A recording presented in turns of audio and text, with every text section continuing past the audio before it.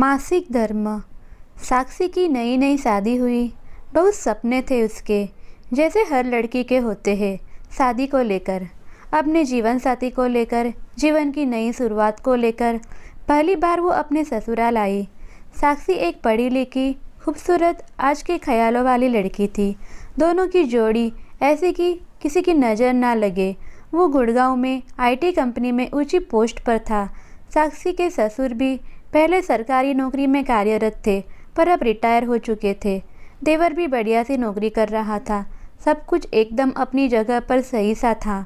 शादी के दिन सारी विधि करते करते और घर आते आते बहुत रात हो गई थी। आते आते ही साक्षी की सास ने एक छोटी सी घर में पूजा विधि कर ली। साक्षी की बहन राधा ने सास को समझाने की बहुत कोशिश की कि सब बहुत थक गए हैं और बाकी की विधि दूसरे दिन कर लेंगे, पर वो सुनने के लिए तैयार ही नहीं थी। दूसरे दिन घर की बाकी रस्में निभाई गई। 2-3 दिन बाद साक्षी से रसोई की पूजा करवाई गई और उसने पहली रसोई में हलवा बनाया, जो सबको बहुत पसंद आया। ससुर जी ने अपनी बहू को शगुन के तौर पर 1100 रुपये देते हुए और खूब आशीर्वाद देकर कहा कि ऐसे ही घर की अन्नपूर्णा बनना। सास ने साक्षी को कमरे में बुलाया और कहा कि परसों मैंने तुम दोनों के वैवाहिक जीवन, सुख शांति, नवग्रह शांति आदि के लिए पूजा रखी है। सुबह अंधेरे ही उठ जाना, बाल धोके अच्छे से नई कोरी साड़ी पहन लेना। साक्षी सब कुछ बड़े ही गौर करके सुन रही थी। अचानक सास ने पूछा, अच्छा, तुम्हारी तारीख कब की है? मासिक धर्म की? कहीं ऐसा ना हो कि मैं इतनी तैयारी करूं और तुम सब पर पानी फेर दो। साक्षी की ये सब बातें सुनकर थोड़ा अजीब लगा, पर ज़्यादा ध्यान नहीं दिया। वो बोली, नहीं माँ, अभी 5-6 दिन है तारीख को, कोई गड़बड़ नहीं होगी।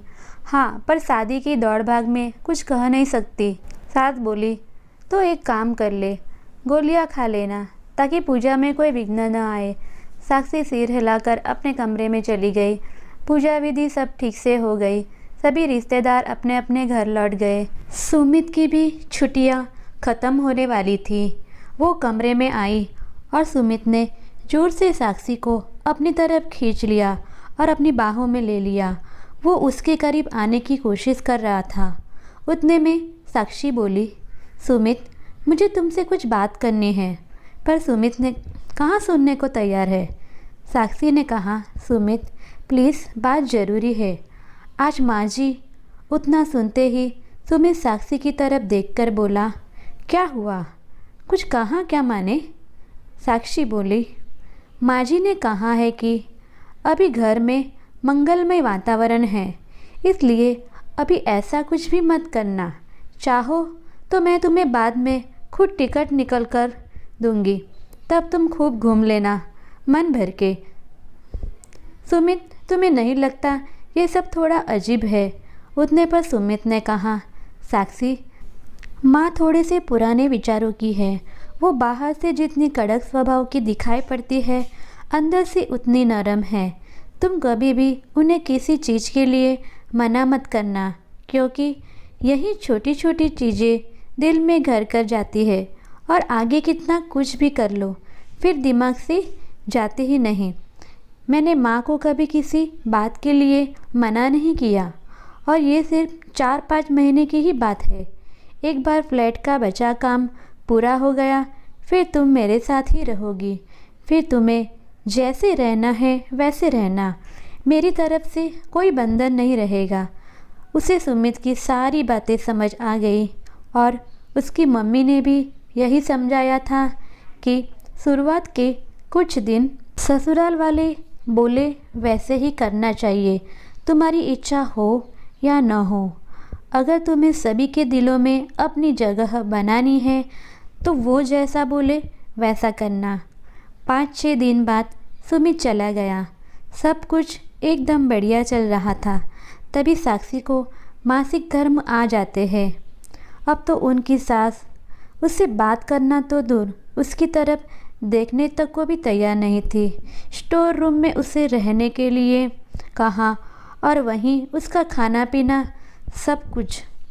जैसे तैसे साक्षी ने 4 से 5 दिन निकाले और आगे से पीरियड्स आने पर मम्मी के यहाँ जाना ठीक होगा, ऐसे कहा। तो सासू माँ बोली कि हाँ, सही भी है, घर भी अपवित्र नहीं होगा और मुझे बार बार छुआछूत के कारण साफ सफाई भी करनी नहीं पड़ेगी। लोग कहते हैं ये सब भगवान को चलता नहीं, फिर फूल कैसे चल जाते हैं भगवान को? फूल आने के बाद ही तो एक पेड़ को फल आते हैं। वैसा ही एक स्त्री का शरीर होता है। गर्भधारण करने के लिए मासिक धर्म जरूरी है, इसके बिना तो इंसान का जन्म ही नहीं हो सकता। जाने दो, क्यों मैं कहाँ इतना सोच रही हूँ, मुझे कहाँ यहाँ रहना है, 4-5 महीने ही तो निकालने हैं। ऐसा कहकर उसने खुद को समझाया।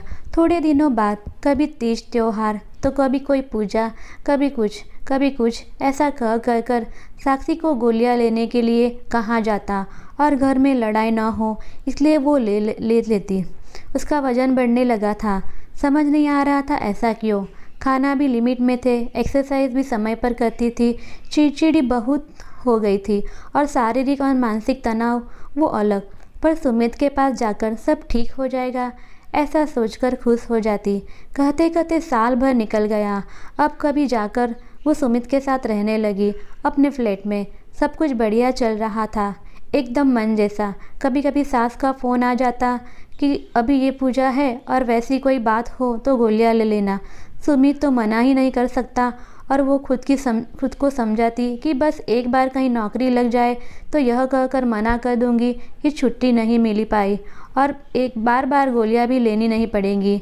ऐसे ही छुट्टियों में दोनों घर गए।